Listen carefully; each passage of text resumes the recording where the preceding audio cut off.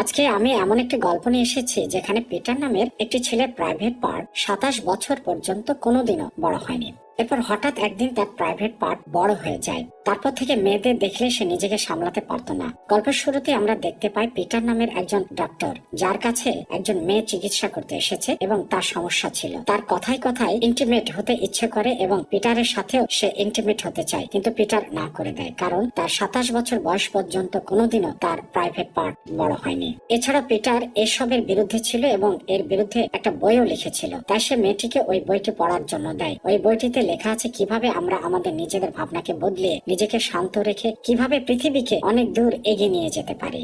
এরপর পিটার তার বাসায় যায়। সেখানে তার দুই বন্ধু তার সাথে দেখা করতে চলে আসে। একজনের নাম রিচ এবং লিভ। এরা দুজন একদমই পিটারের মতো ছিল না, কেননা এরা সবসময় শারীরিক সম্পর্ক করার জন্য তৈরি থাকতো। এরপর পিটার বলে বাইরে যেতে হবে, কারণ তার একজন ফ্রেন্ড মিশেলের বাসায় ডিনারের জন্য ডেকেছে। সে তাকে বিভিন্ন ধরনের খাবার বানিয়েও খাওয়াবে। এরপরে তারা দুই বন্ধু বুঝে যায় যে পিটার সে মেয়েটিকে পছন্দ করে। তারপর পিটার মিশেলের বাসায় যায় এবং সেখানে চার্লি নামক এক লোকের সাথে পরিচয় হয়ে যায়। চার্লি মিশেলের বয়ফ্রেন্ড, যে সবসময় কাজে ব্যস্ত থাকতো। এরপর পিটার মিশেলের সাথে দেখা করে, যে কিনা প্রায় সবার জন্য আলাদা আলাদা ডিশ তৈরি করে। আর পিটার একটু একটু করে সব ডিশকে চেক করতে থাকে। সবগুলো ডিশ পিটারের সত্যি অনেক ভালো লাগে। পিটার মিশেলকে রেস্টুরেন্ট ওপেন করতে বলে। মিশেলের এই আইডিয়াটা খুব পছন্দ হয়ে যায়। এরপরে পার্টি শেষ করে পিটার তার বাসায় যায়। সেখানে তার বাবা তার নন সেক্সুয়ালিটির জন্য খুবই ডিস্টার্ব থাকে। যদি পিটার গ্যাভি হতো তাহলে এই ধরনের কথা ছিল, কিন্তু সে কোন ধরনের ছেলে সেটা আজ পর্যন্ত বুঝতে পারেনি, কারণ পিটার শারীরিক সম্পর্কের প্রতি কোনো চাহিদা ছিল না। এরপরে পিটার অফিসে যায়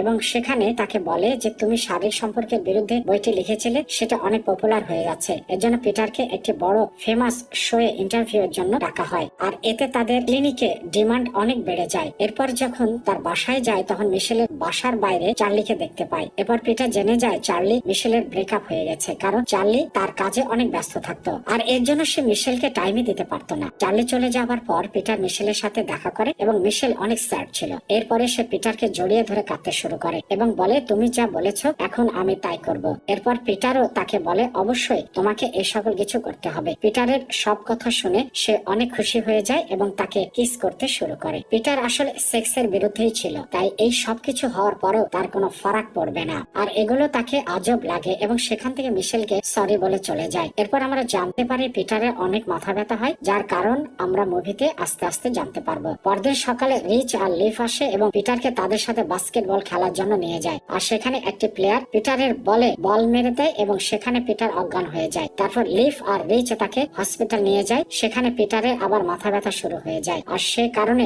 ডাক্তার তাকে সিটি স্ক্যান MRI টেস্ট করে। তারপর ডাক্তাররা যখন তার গোপনাঙ্গ চেক করে তখন তারা দেখে তার মেন জিনিসটাই নেই, আর এই কারণে পিটার নন সেক্সুয়াল ছিল।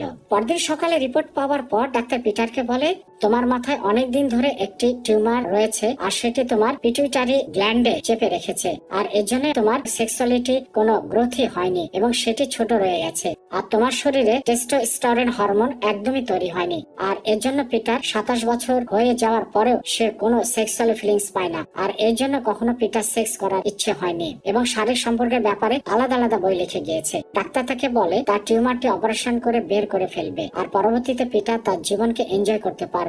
এরপরে ডাক্তারের কথা শুনে পিটার অনেক খুশি হয়ে যায়, কারণ সে মনে করেছিল শারীরিক সম্পর্ক না করে সে মানুষকে বদলে দিচ্ছিল। এরপর ডাক্তার অপারেশন করে এবং সে অপারেশন সাকসেসফুল হয়। তারপরে পিটারের ফ্যামিলি তাকে তার নতুন জীবনে ওয়েলকাম জানায়। হসপিটাল থেকে যাওয়ার পর পিটার তার বাবা মার কাছে থাকে যাতে তাড়াতাড়ি সুস্থ হয়ে যায়। এরপর কিছু সেক্সুয়াল ম্যাগাজিন দেখে নিজের ফিলিংস নেওয়ার চেষ্টা করে, কিন্তু কোনো ইফেক্ট পাচ্ছিল না। পরদিন তার বন্ধুরা তার সাথে দেখা করতে চলে আসে এবং সাথে একজন স্টিপারকে নিয়ে আসে যাতে মেয়েটি তার ফিলিংস জাগাতে পারে। মেয়েটি তাকে ভিন্ন আঙ্গিকে অঙ্গভঙ্গি করছিল এবং তার অঙ্গভঙ্গি দেখে পিটারকে মজা নিতে বলে, কিন্তু তার উপরও কোনো আসরই পড়ে না, বরং বাইরে তার এক ফ্রেন্ড ঘায়ল হয়ে পড়ছিল আর ভেতরে মেয়েটি পিটারের ফিলিংস জাগাতে গিয়ে নিজেই ক্লান্ত হয়ে শুয়ে পড়ে। পরের দিন সকালবেলা পিটার ঘুম থেকে উঠে নিচে চলে যায় এবং তার বাবা মা তাকে দেখে অনেক খুশি হয়ে যায়, কেননা তারা তার চেঞ্জ ভালো মতো দেখতে পায়। তারপর পিটার তার জীবনকে ভালো মতো এনজয় করার জন্য বাইরে যায়। যখন ফিরে আসে তখন দেখে তার ফ্রেন্ড লিভ একটি মেয়ের সাথে ইন্টিমেট হচ্ছিল। তাদেরকে পিটার সেখান থেকে যেতে বলে এবং দেখে তার গোপনাঙ্গ অলরেডি কাজ করছিল।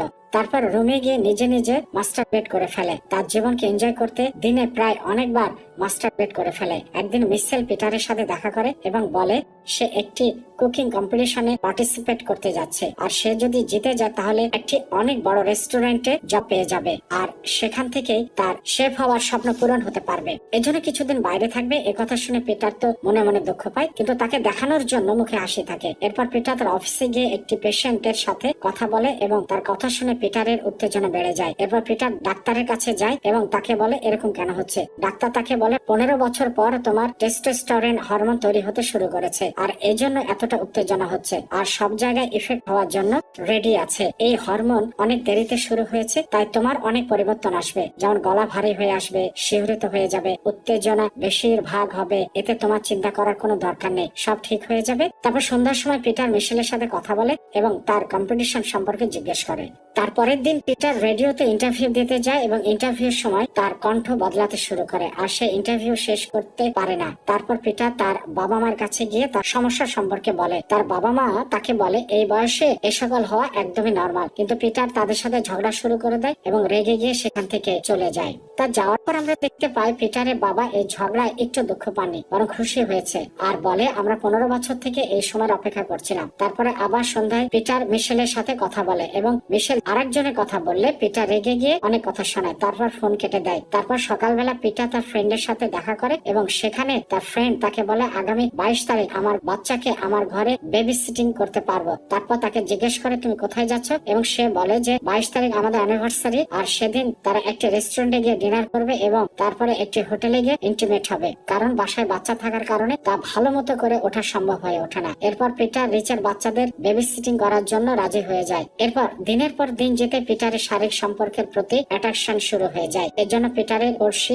বিভিন্ন ধরনের মেয়েদের সাথে দেখা করতে বলে। পিটার এর জন্য এই সকল করতে চায় যে মিশেলকে প্রপোজ করার পর তার আর কোনো ইন্টিমেট হতে চাইছিল না। এরপর একদিন যখন পিটার বাসায় ফিরছিল তখন চার্লিকে দেখে মিশেলের বাড়ির বাইরে। সে মিশেলকে সরি বলতে এসেছিল। এরপর পিটার তাকে বলে মিশেল বাসায় নেই, তোমার টেনশনের দরকার নেই, এই ফুল আমার কাছে রেখে দাও। চার্লি পিটারকে বিশ্বাস করত, তাই তার হাতে দিয়ে চলে যায়। সে রাতে মিশেল কম্পিটিশন থেকে ফিরে আসে এবং ফুলের জন্য পিটারকে ধন্যবাদও জানায়, কিন্তু পিটার তাকে বলে যে চার্লি তার জন্য এই ফুল নিয়ে এসেছে। এরপর পিটার মিশেলকে ডিনারের জন্য বলে এবং মিশেল তাতেও রাজি হয়ে যায়। এটা তাদের প্রথম ডেট ছিল, তাই সে খুব ভালো মতোই তৈরি হচ্ছিল। আর তখনই তার ফ্রেন্ড রিচের কল আসে এবং তাকে বলে বেবি সিটিং এর জন্য সবকিছু ঠিক করা হয়ে গেছে, কিন্তু পিটার ভুলেই গিয়েছিল সেদিন 22 তারিখ ছিল। আর তাকে বলে আমি আজকে যেতে পারবো না, কারণ আমি মিশেলকে ডেটে নিয়ে যাচ্ছি।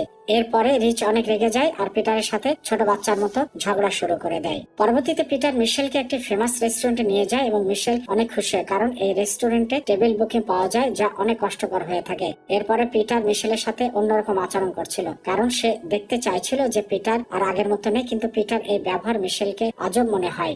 এরপর তারা ডিনার শুরু করতে গিয়ে সেখানে রিচ আসে তার ওয়াইফের সাথে, আর সেখানে এসে সে জানতে পারে পিটার এখানে যে টেবিলে বসে আছে সেটা রিচ বুক করেছিল। আর পিটার সে বুকিং স্লিপ চুরি করে সেখানে চলে আসে, কারণ সে ভেবেছিল রিচ তার বাচ্চাদের ছেড়ে সেখানে যাবে না। তারপরে রিচ তাকে বলে শেষ টাইমে গিয়ে লিফ তার বেবি সিটিং করতে রাজি হয়ে যায় এবং এর জন্য সে চলে আসে, কারণ পিটারের মতো সে ধোঁকাবাজ নয়। এতগুলো কথা শোনার পর মিশেল সেখান থেকে চলে যেতে থাকে এবং পিটার তাকে থামানোর চেষ্টা করে, কিন্তু মিশেল তাকে বলে কিছুক্ষণ আগে চার্লির মেসেজ পড়েছি যেখানে চার্লি তার জন্য ফুল পাঠিয়েছিল, পিটার না। এরপর মিশেল পিটারের উপরে রেগে যায়। তারপরের দিন পিটারকে একজন পেশেন্টের সামনে দেখা যায়। সে পিটারকে বলে যে তার সেক্স করতে খুব ভালো লাগে। তারপরে পিটারের ফিলিংস আসতে থাকে এবং সেক্স করার জন্য তৈরি হয়ে যায় আর তার সাথে ইন্টিমেট হওয়ার চেষ্টা করে। তারপর পিটার রেডি হতে গিয়ে তার বস সেখানে চলে আসে আর সে পিটারকে এই অবস্থায় দেখে ফেলে আর তাকে জব থেকে বের করে দেয়, কিন্তু পিটার তার ফিলিংস কে কন্ট্রোলই করতে পারছিল না, তাই তার বাবার কাছে গিয়ে পরামর্শ চায়। তারপরে তার বাবা তাকে ডিটেলস সবকিছু বলে যে একমাত্র হরমোন উৎপন্নের জন্য এই সকল হচ্ছে। কিন্তু পরের দিন তার ইন্টারভিউতে কি বলবে পিটার এই নিয়ে চিন্তিত, কারণ তার মধ্যে এখনো ওরকম ফিলিংস এসে গিয়েছে। তার বাবা তাকে বলে তোমার যা মনে হয় তাই বলবে। তার পরের দিন পিটার ইন্টারভিউতে তার লেখা বই সবচাইতে ফালতু বলে, কারণ এই 15 বছরে সে এসব জিনিসের কোনো এক্সপিরিয়েন্সই করেনি, এর জন্য নিজের ইচ্ছে দমিয়ে রাখার দরকার নেই। তারপর পিটার বলে সেক্স আমাদের জীবনের একটি গুরুত্বপূর্ণ অংশ, তাই আমাদেরকে এর ফায়দা নিতে হবে। পিটারের এই কথা শুনে সব দর্শকরা উঠে তালি বাজাতে থাকে। এরপর পিটার রিচের কাছে যায় এবং তার কাছে মাফ চায়, আর সে তাকে মাফও করে দেয়। এরপর রিচও তার ওয়াইফ মিলে পিটারকে বলে মিশেলকে সব সত্যি বলে দিতে, সে তোমাকে অবশ্যই পছন্দ করবে। তারপর রিচ আর লিফের সাথে পিটার মিশেলের কাছে যায়, সেখানে চার্লিকে মিশেলের সাথে দেখে, কিন্তু ততক্ষণে মিশেলকে সে সবকিছু বলে ফেলে। আর এরপরে পিটারের কথা শুনে মিশেলের তার প্রতি ফিলিংস আসতে শুরু করে এবং সে পিটারের কাছে চলে যায়। আর চার্লি বেচারা সেখান থেকে চুপচাপ চলে যায়। এরপর সেখানে মিশেল ও পিটার